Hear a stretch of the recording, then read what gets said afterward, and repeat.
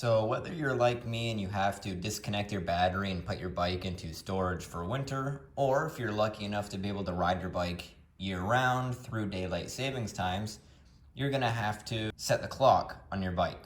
So this applies for, I think, 2006 all the way to 2016 is basically the same instrument cluster. So it's real simple. There's only two buttons. We're gonna turn on the ignition, and we're gonna press and hold the select and reset buttons right here on the side for like 5 seconds, I think. And once it's flashing, you can cycle through the hours by pressing reset. And you can only go in one direction. So you're just gonna go all the way through.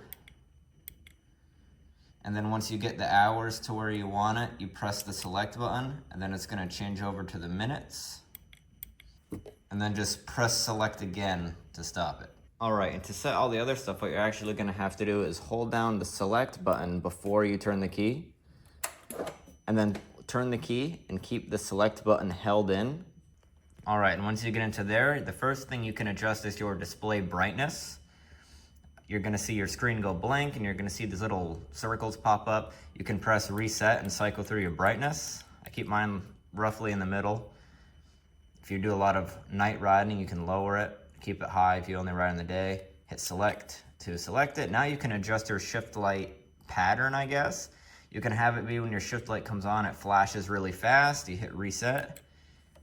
You can do a slow blink, hit reset again. You can have it remain solid, so it'll just come on and be solid.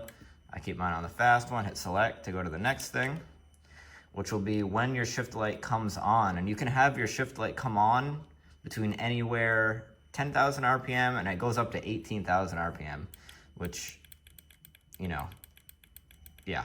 So I usually have mine come on. You have to press the reset button to move it. You see your needle go. I've turned mine on around 15,000, hit select again, and then the needle will move, and that will be when the light turns off. So then you can select when you want it to turn off. Hit select again.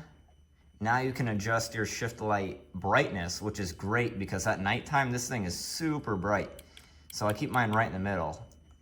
I think default, it's on the brightest setting. That's like insanely bright. Even on the lowest setting, you'll be able to see it just fine during the day. But I still just like to keep mine in the middle. It's a good balance between, you know, very visible in the day and not blinding at night. And hit select again, and you're all set.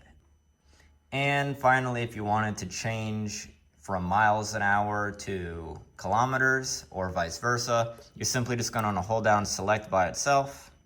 And you'll see right here in the top left, it'll change to kilometers, and your odometer will change to kilometers as well.